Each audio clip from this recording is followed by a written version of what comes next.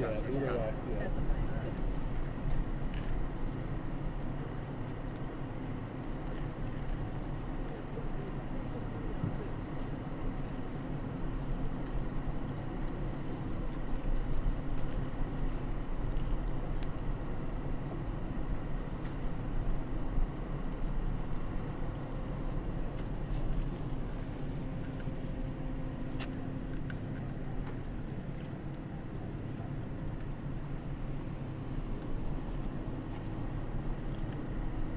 Scott, let me know if you see him.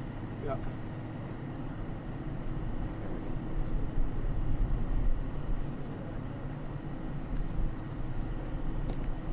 Here it comes. In between the wall and the car. Let's see.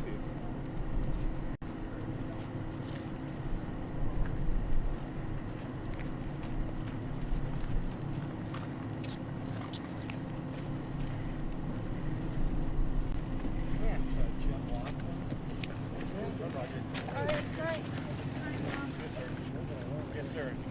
This is where we had the prototypes. Now got primary and secondary. Primary, we got 14 miles in there. We're about 2/3 of the way through on the secondary. The secondary is going to continue another mile and a half from where it was before. That's part of the 2808 program. We got another 4 miles going in and another structure over the mountains. Just so you know, when the migrants are coming through, they can close off the primary, placed it, they can use that area, high area of infiltration right now.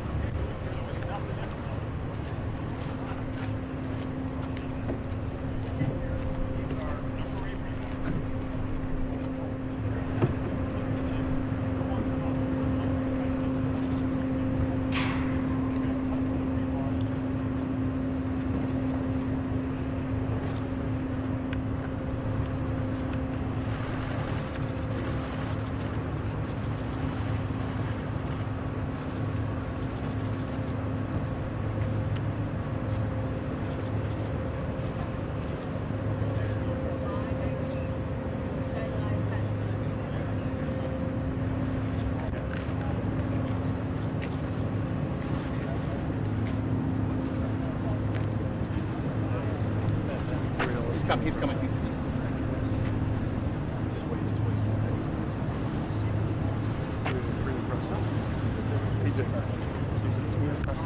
Press. This one. Go up here. Where? right here. This has been a very exciting project, as you know. It's for many years people have wanted the proper wall, and we have a wall that the likes of which very few places have ever seen. And I want to thank all of the people, General Semonite from the Army Corps of Engineers. We're working very closely with them. I want to thank Kevin and all of your staff, because what they've done is beyond. And I wanted to show you some of the details of the wall. You can see a pretty good view. This is going to be close to 500 miles by the time we finish. Those are the areas that are most important. After we're completed that should be done pretty close to next year. It'll be over 400 miles, and we think we can get it close to 500 miles by the end of next year, depending on certain terrain conditions. But we're doing all of the most important areas. We have a lot of natural barriers like mountains and streams and rivers, and some pretty vicious and violent rivers, actually. But it's an amazing project. And I think what I'd like you to do is if you could explain the interior of these pipes. The wall is 30 feet high. We also have 18-foot wall. We have a combination of 30 feet and 18, depending on the area, depending on the importance. Tijuana is right over here. There are thousands of people over there that had been trying to get in. Tremendous cooperation from Mexico, and the president of Mexico has been fantastic. All of Mexico has been fantastic. As you know, right now they have 27,000 soldiers. So in addition to the wall, we have the soldiers. Now the wall still obviously has a ways to go, but we're building it at a breakneck speed. I wanted them to show you the interior of parts of the wall and what's inside of each individual slat. And you'll see it's a combination of steel, concrete, and as one of the folks just said, it really is virtually impenetrable. Any walls that were put up would get knocked down very quickly, very easily. This wall is not something that can be really knocked down. I guess anything can, but this is very tough. And it goes down 6 feet. It's 3 and 4 feet wide. The concrete, you see it right here, it's exposed. And I might ask General Semonite to say a few words about it. And I'd like to bring them right up, look at the inner tube to see what happens, because after the wall is up, we pour concrete, and concrete goes into the tube. And in addition to that, we have rebar. So if you think you're going to cut it with a blowtorch, that doesn't work because you hit concrete. And then if you think you're going to go through the concrete, that doesn't work because we have very powerful rebar inside. So it's a very powerful wall, the likes of which probably to this extent has not been built before. This is an area, because it's so highly trafficked, this was one of the most dangerous areas. We have a double wall. We have a wall on both sides. One is 18 feet. That's your border, and the other one is 30 feet. And everybody, if they should be able to make that, this is where people are waiting for them. It's a very powerful situation. So, General, maybe you could take over for a couple of minutes, and then I'll take it back. So, Mr. President, I want to build on your comments. This is a system. It is both the two walls, but it also is road networks down through the middle and the back, so that Customs and Border can go ahead and continue to be able to move around it. Also, lighting system. And as you think about this, I mean, it really is kind of a defense in depth. When you think about these panels going up, right now we're putting in about 270 panels a day that are going in the ground. We've got over 44,000 panels that are already built. And you think about the depth of how we're doing it, without getting a lot of details, 66 miles today are already completed. There's 251 miles that are under contract going in the ground right now at 17 other sites. There's 163 miles that are actually on contracts that are going to be let in the next 90 days, and the remainder of the miles the President talked about is mainly private land that takes a little bit longer to get. One of the things I want to just remind you about, when you have a football field, kind of a flat area like this, it's a little bit easier to build a wall. But if you just turn around and look at the mountain behind you, one of the projects that's going to go up in the next year continues this barrier right up over the rest of that mountain. So it goes back to be able to, we've got to have this linear capability to be able to continue to provide that level of defense. We will talk, this is what the bollards look like, 30 feet high on the backside. And you'll see on the inside, there was the time before. Come on over here if you want. You can bring the cameras. Where people were worried that maybe you could negotiate through the ballard.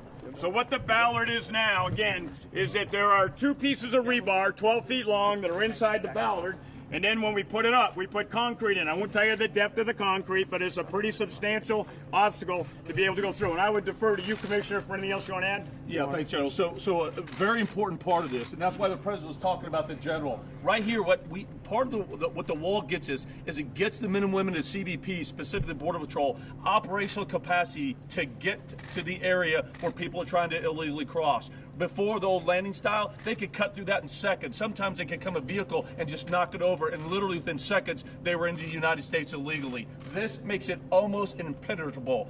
Right now, they've had 4 attempts to cut through this. All 4 times it's failed. Border Patrol's been able to respond and interdict those individuals. This right here, this design, it's a game changer.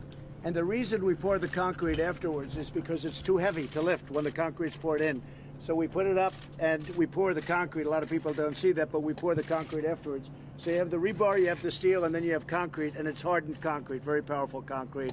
What is that, 4,000 pounds or 5,000 pound concrete? I think it's 5,000, sir. That's a very strong, that's a very powerful concrete. And a lot of technological advances have been made with concrete. It sounds pretty simple, but it's not. It's a very powerful concrete.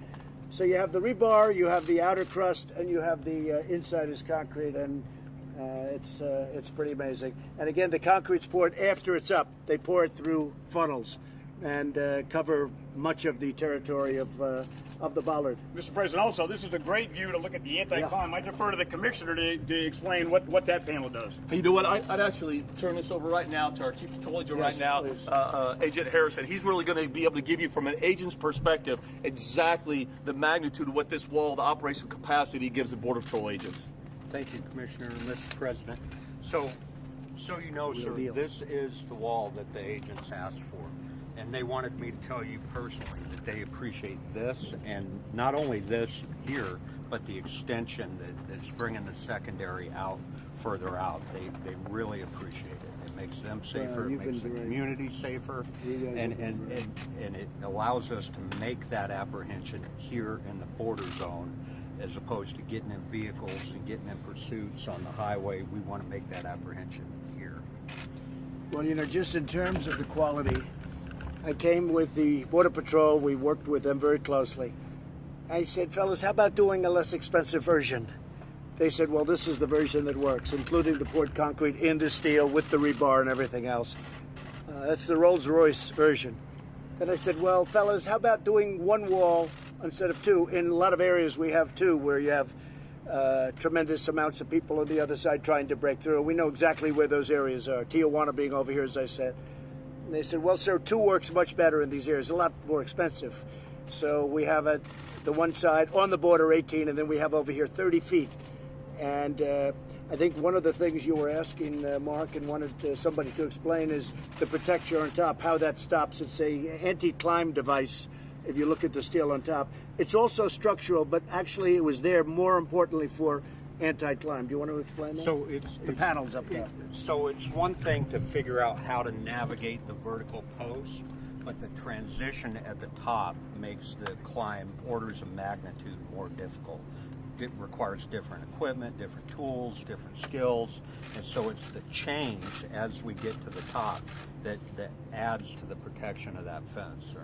And again, anything that we can do to give the Border Patrol agent even a few more seconds, a few more minutes to respond, that's a game changer. And sir, if you don't mind, I think this is important to talk about, the Chief Patrol Agent just mentioned, is that there's a false narrative out there that this wall is the president's vanity wall. I'm here to tell you right now that's false. This president, this administration, what they did is exactly what the president just explained. He reached out to the experts, to the Border Patrol agents that are on the front lines every single day, risking their lives, protecting this country, enforcing the laws that Congress enacted. He reached down to those agents, to those line agents, and asked, what do you need to do your job more effectively to secure and safeguard this country? And those Border Patrol agents said, we need this.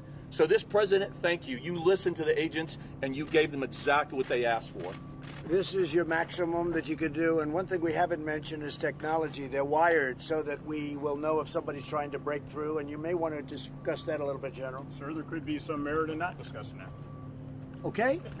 I like that. That was a great answer. I'll just tell you they're wired, okay? They're wired. It's technologically very advanced, all set up for cameras any place we want. We have all of the everything we need, but it's all set up for cameras, for anything. You've been hearing drone technology. They're all wired out for drone technology. Anything you want, we have. And frankly, this is the right time to do it, because to do it later after it's built is very expensive. This way, it's mostly just adding wire. So we're all set up to adapt.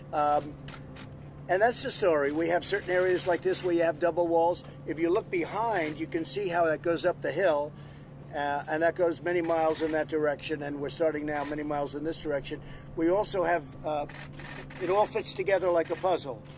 How many sites would you say over the next period of time will have been started construction? So probably about 35 sites at any one given point, all working. And some of the contractors, actually, if they're building 5 miles, they might be having one on one end, one on the other, and one in the middle, so they get the maximum amount of people building at the same time.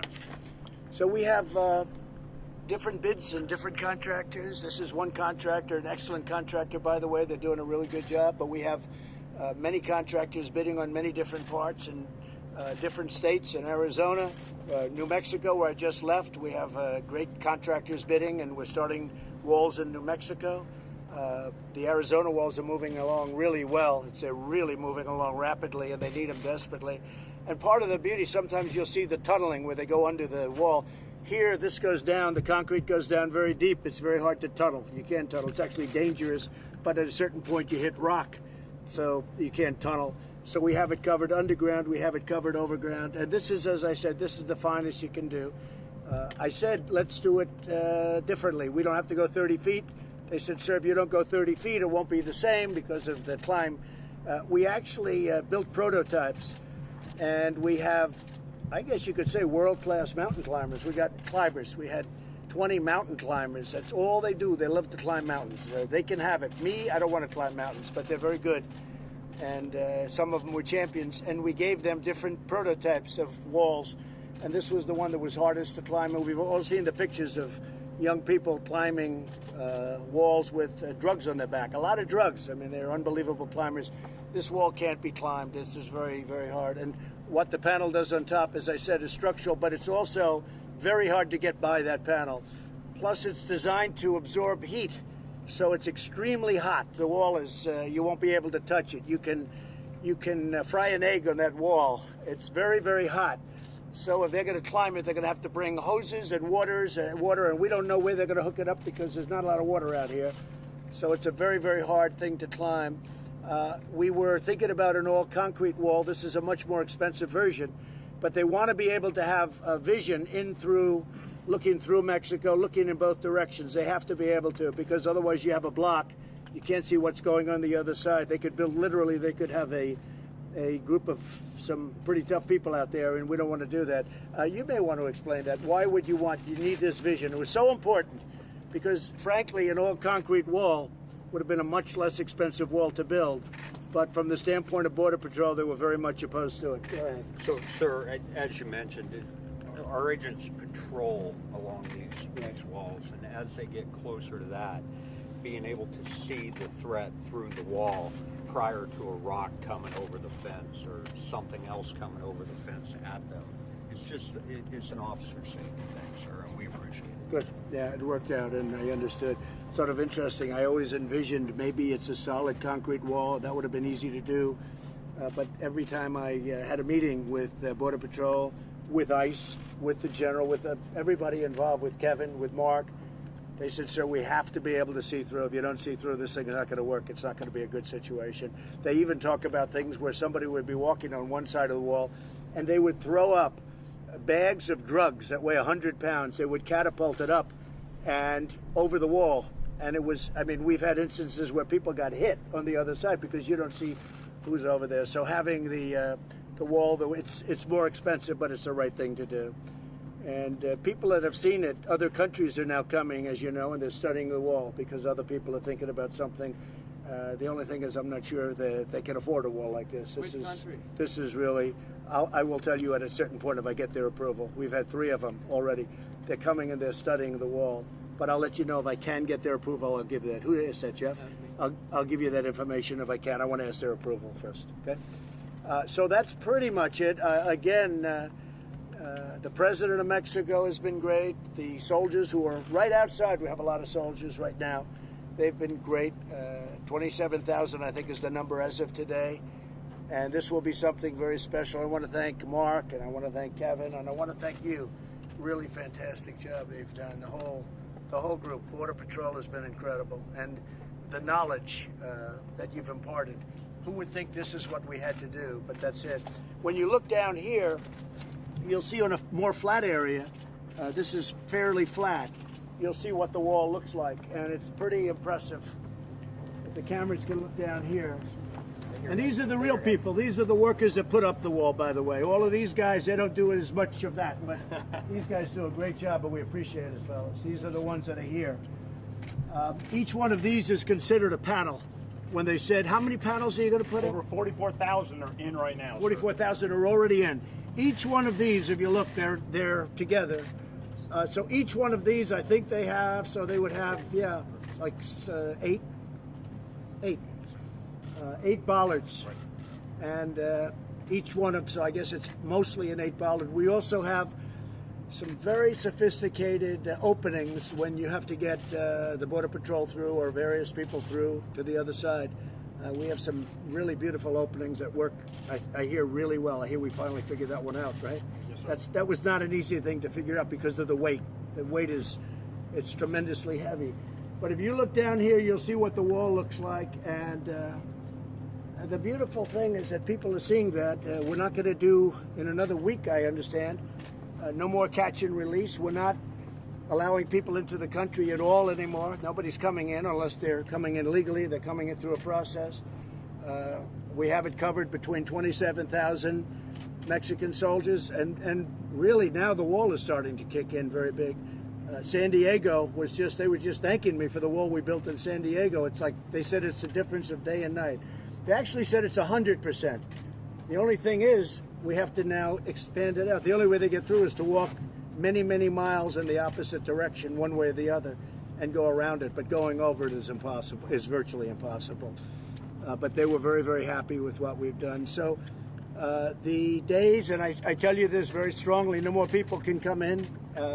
We wanted Congress to help us. It would have made life very easy, and we still want them to get rid of loopholes, but we've done it a different way. We've done it with the help of Mexico. We've done it with the help of Border Patrol, and we've done it with the help of Kevin and all of you great people, and Mark. We've done it a different way. We still want them to do it because it would be a little bit easier, but Congress wouldn't do it. When I say Congress, the Democrats just wouldn't do it. So now we have a world-class security system at the border, including the highest technology. I would think that there's no place like this anywhere. There's no place has anything like this or even close to it.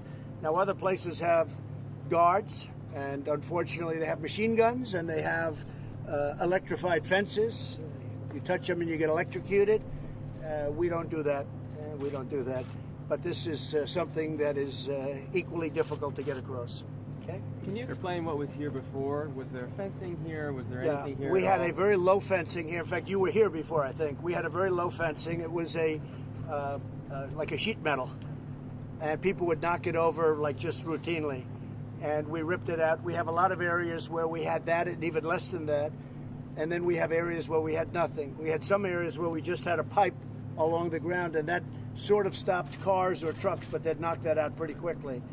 So those are areas, but in this case we had, you saw it, it was sheetrock. It was like sheet metal, a very thin, used to build runways as just a form to build runways. And they had a lot of it left over years ago, and they put it up, but it would be knocked down on a daily basis.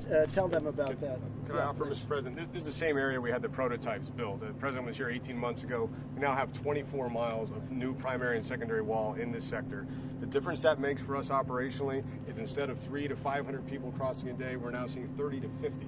And combined with our partnership with Mexico, where people aren't being released into the U.S., the traffic in the sector has dropped dramatically. That's how your strategy is coming into play. And the only way you get to 50 is they walk around the areas like this that aren't, we haven't sealed this up yet. We'll be sealing this up very shortly. Or in part of this, we have a gate. But the only way you get to 50, nobody's going over the wall. But where we are still building it, that's where they get to 50. We think it's going to be close to 100% in the end. I don't think anybody's, I guess maybe one of the greatest pole vaulters in history can get over the low one, but it's going to be very painful when they land, right? Mr. President, it's been about 6 or 7 months since you declared a national emergency here at the border. Do you still consider the situation at the border a national emergency? Yeah, sure. And how will you measure success? When will you withdraw that declaration? I think really the success is going to be when the wall's built, when human traffickers can't go through. You can understand, Phil, right here, nobody's coming through this here. They got through here, they have to go through here. And they drive, they make a left turn up here in some place where they didn't have anything, and they drive into the country and usually go unnoticed. And if they are noticed, it's a big deal. It's a big chase goes on. I think that this is certainly a tremendous national emergency because of human trafficking, drugs, and people coming in illegally. And in many cases, those people have criminal records, and we don't want them in our country. And will the troops be here indefinitely? The Mexican troops? No, any U.S. troops. Well, we're lowering it down. As we build the wall, we can just about take all of the troops out and Border Patrol takes over. Border Patrol's really been taken over now anyway. People are hearing about the wall, and they're not coming up nearly as much either. You know, when you're in Guatemala, and by the way, I want to thank also Honduras, Guatemala, El Salvador.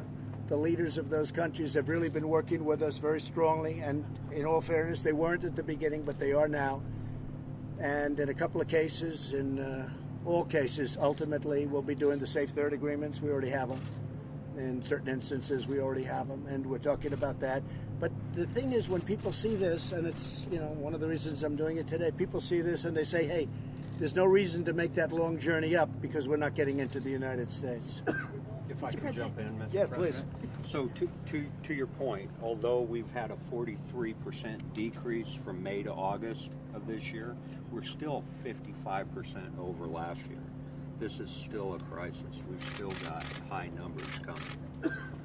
For the Mexicans who do want to come over illegally, is the administration doing anything to streamline immigration? Well, if they come over illegally, they're not going to be able to get over. So they're going to try and come in so that if they want to try and come in, when the wall is built, it will be virtually impossible to come over illegally. And then we're able to take Border Patrol and put them at your points of entry where you need some extra help and extra protection. And we're able to do a lot of things. But the numbers now are way down. And as the wall goes up, literally as the wall goes up, the numbers go down. But also the Mexican soldiers have been incredible. They've really done a good job. But for the great Mexican citizens who want to come over legally, are we doing anything to No. When they want to come over legally, we make it absolutely, in my opinion, it'll be easier. They'll have passes. They'll have whatever we're going to sign. That's being worked on right now. And the farmers won't be hurt at all when we have, you know, as you know, we have many people coming over from Mexico and from certain other countries, and they're coming through legally or they're coming through with a work pass. And do you want to explain that, Matt? Sure. I mean, our neighbors from Mexico, we have 400,000 that cross the border almost every day. We have two of the busiest points of entry in the entire country right here in San Diego, San Isidro and Otay Mesa. So the border crossing cards for daily commerce, the longer term visas for employment, those are going to continue to be issued for people who follow the lawful process. You said in 2016, Mr. President, that Mexico would pay for the wall. Do you feel like you've kept that promise? Well, they're paying for 27,000 soldiers, as you know, and I am so, we are all thrilled. You know, Mexico has never done anything to impede people from pouring into our country, and now they're doing just the opposite. They've really been incredible. I also think it's good for Mexico because they're breaking up the cartels. The cartels were really a problem. If I took 5% tariff for 6 months, that pays for the entire wall. But at this moment, I don't want to do that. But if I charged a 5% tariff on Mexico with all of the cars and everything else that comes through in commerce for 6 months, that would fully pay for the wall.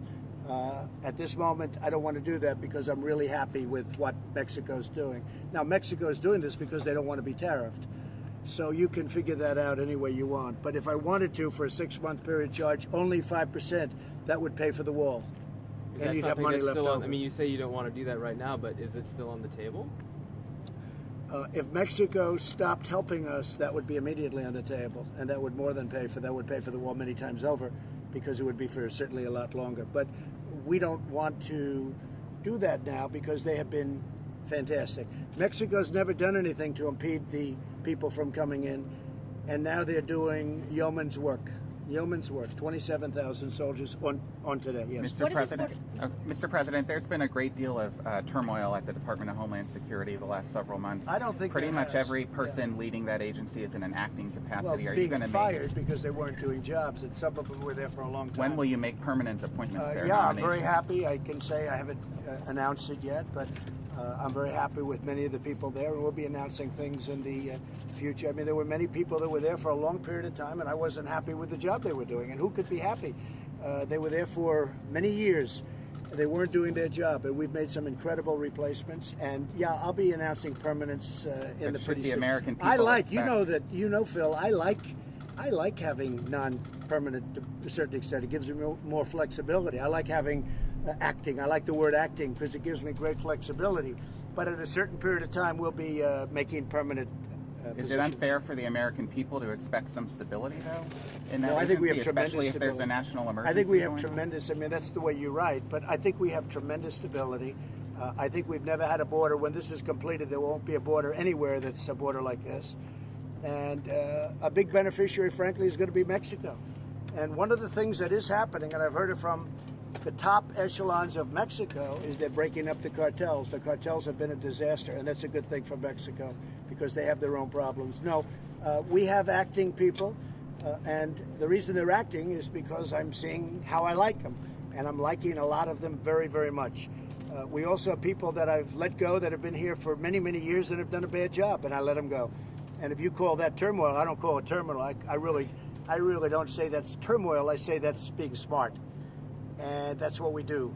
And the structure that you see, I wanted to have you here because nobody would believe this unless they see it. I hope you're impressed, but nobody would believe it. This is top of the line. And I went to the General Semonite. I said, General, can we do a less expensive version? He said, yes, sir, but it won't be good like this. And he said, this is something that you can't cut through. You can't use welders to cut it. You can't cut it down. It's the real deal. And we can do less expensive, but it won't be like this. And I think you see that. Mr. President, all to San Diego, we really appreciate it. We are dealing Made a big difference, right? We are dealing with a homeless issue as well. And Well, that's a different issue, and I'll be talking about that soon. But you do have a homeless issue. And in the case of San Diego, the mayor's doing the right thing. He's doing a good job. In the case of Los Angeles, it's a disaster. In the case of if you look at San Francisco, it's a total disaster what's happening. They're going to ruin those cities. And we're going to get involved very soon on a federal basis if they don't clean up their act. One of the things we're very upset about and angry about is we're paying a lot of money to Los Angeles to build the subway system, billions and billions of dollars, and yet you have tents all over the place, and you really have a sanitary condition because this water is rushing into the ocean. And this is supposed to be stormwater. It's not supposed to be sewage. And it's turning out to be sewage. And if these Democrat liberal politicians don't straighten it out, the federal government will have to come in. We're not going to lose cities like Los Angeles, San Francisco, and others that are great cities. We're not going to allow that to happen to our cities. And we also want to take care of the people. And I'll even put the people first. Let's say we're going to take care of people. But they shouldn't be living like that. And it's destroying the city, and they're being destroyed. They're being further destroyed. But that's for a different day. It's going to be very soon, though. We're working on that right now. It's a very good question. Okay? Mr. President, all told, how much is this border wall costing the United States, and where is that money coming from? So it's coming from various sources. We've had tremendous Supreme Court victories over the last short period of time. You've all reported on them. And it's allowing us to do the proper job. And it's also allowing us to work with the Army Corps of Engineers, where we have very talented people like the General, and we're getting it done. You may want to comment on this section. How is this being paid for, General, as an example? This was through regular, normal congressional appropriations. Part of this was in FY17, part was in FY18, but came through CBP appropriations. And what about the tunnels? Because the trucks are just... I'll give you an example. They tried to stymie us by saying $1.6 billion, but only for renovation. Well, if they have a little 8-foot wall, 7-foot wall, or 10-foot wall, that's like, they just pull down the panel and they walk across. And if we rip that down, I guess you could say that's renovation. So, we've used some of this water. Some of this comes right out of the budget. Much of the wall comes out of the budget. But if we have even a small piece of steel going around, that's called a renovation, because we take the piece of steel out, we put up a 30-foot wall.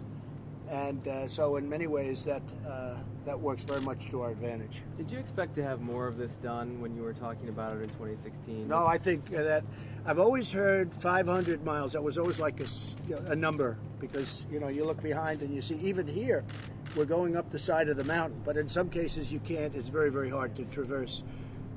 In some cases you have areas that nobody's going to even get near.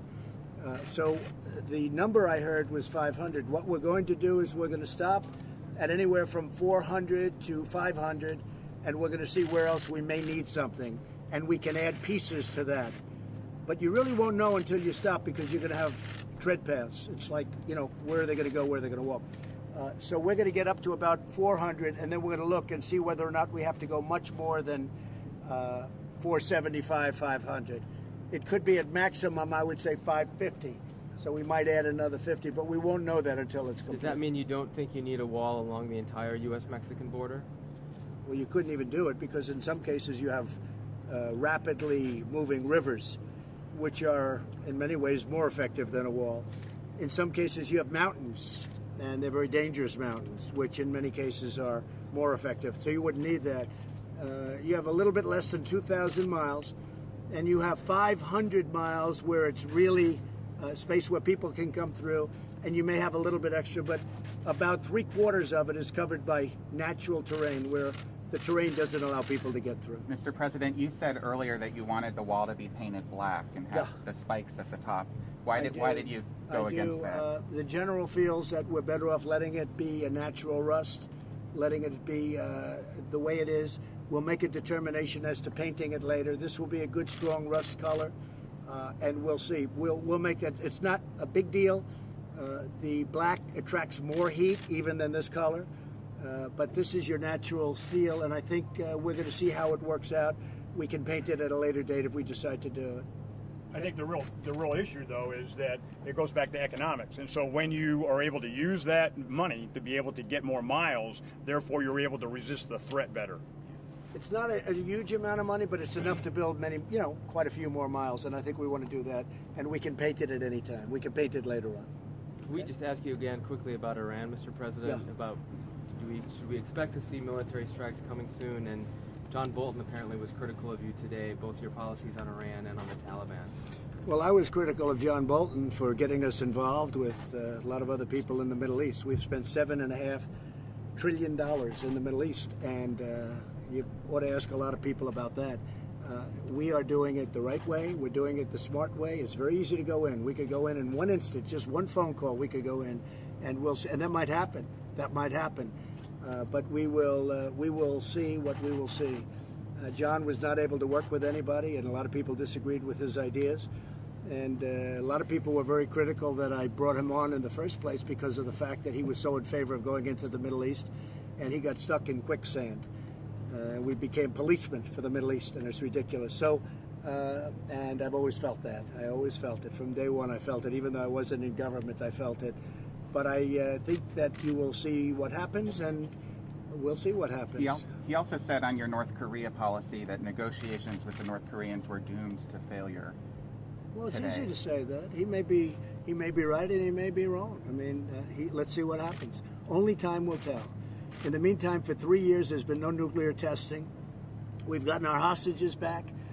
We've gotten our great soldiers back who were killed, with many of them, and many more are coming back. We have many more coming back. And the families of those, we call them our heroes. And they were our heroes, and they're coming back. And the relationship is good. So I think that's better than somebody that goes around and saying we want to use the Libyan model. He said the Libyan model. That set us back very badly when he said that. So I think John really should take a look at how badly they've done in the past, and maybe a new method would be very good. Now, with all of that being said, maybe a very powerful attack. We've never had a military as strong as our military right now because of what we've done. And when I first came into this position, our military was in very, very depleted, sad shape. And you mean a powerful attack against whom, sir? I'm not saying anything. I'm saying there may be a very powerful one, and maybe it won't be necessary. We'll see. With regard but to I will Iran. tell you, guys like Bolton and others wanted to go into Iraq, and that didn't work out too well. All right, that didn't work out too well. That was a horrible idea. It was, and I put him in anyway. And frankly, everybody knows if you move wrong, he wants to, he doesn't realize that you get stuck. You get stuck. And they got stuck, and I'm unsticking it, okay? I'm unsticking it. And we're doing a great job. North Korea, we'll see what happens. And frankly, in the Middle East, we'll see what happens. Very fluid. A lot of things can happen. Rough things and not such rough things. How about the feds? And by the way, very, very easy to go in. One phone call, we go in. That's a very easy thing. And it doesn't have to be today. It can be tomorrow. And it can be in 2 weeks from now. You understand. Mr. President, the feds cut the rate today. Your reaction on Twitter was not... Well, I think it's fine. I think that, frankly, they should have acted faster. They raised far too quickly, and they lowered too soon. And you look at Germany, where they're actually getting paid money to loan money. They get paid to loan money. Japan gets paid to loan money. And we're a much better credit than anybody in the world. We're a much better credit. And because of our Fed, we're actually paying interest. So I'm not a fan. We have no inflation. We have an unbelievable economy. We have no inflation. That's a very big thing, Peter. So he just did this a little while ago. Some people thought he might do 50 instead of 25. He did 25. I figured he'd probably do 25. I think that they made some mistakes. And the mistake was he raised too fast and he lowered too slow. But despite that, we have a great economy. We're the greatest economy in the world. We're doing really well. Our businesses are doing very well. And regardless, but I thought it would give us an advantage. When other countries are doing it and we're not doing it, it becomes a little bit tougher competitive-wise, but we're so much better than everybody else, it really doesn't matter. I want to just thank everybody. I hope you folks see the level of talent that's involved here, the level of quality that's involved here. If you came back here in 2 months, you would see this would be a paved road right through the middle, and you'll have Border Patrol all over the place, but they're not going to have to work too hard because nobody's getting over the wall. And if they get over the first one, they're not getting over the second one. And I think most importantly, I want to thank you folks. Great job. Really great job. Mr. President? Yes. There's a tradition here on the border that anyone who works on the wall signs the wall for us. Sign it. Would you do I'll that sign for us it. today? Let's go. I'm going to sign it. Thank you very much. See you back on the plane. Maybe we'll speak on the plane. Yeah. Press, we're going to hold right here. We're going back to the viewing area.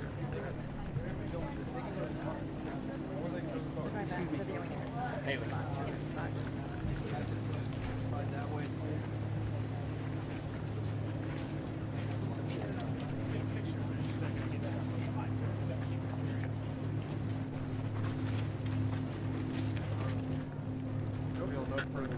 That's it. Guys, watch out. Hey, guys. Sure, how about the secretary and the commissioner? We have them sign too. They got to buy in. Come on. Let's all get our signatures up there.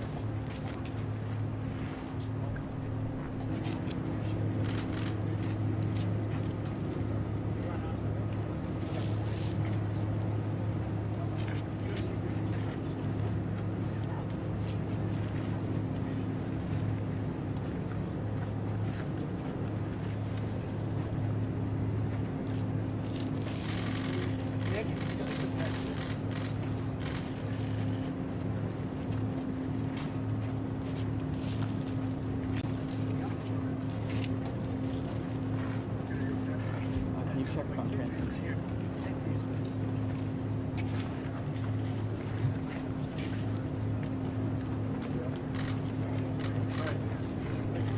Daryl.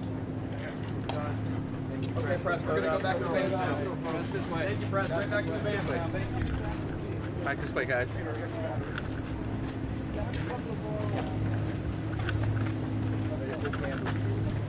back to the van, you guys. Right back to the van.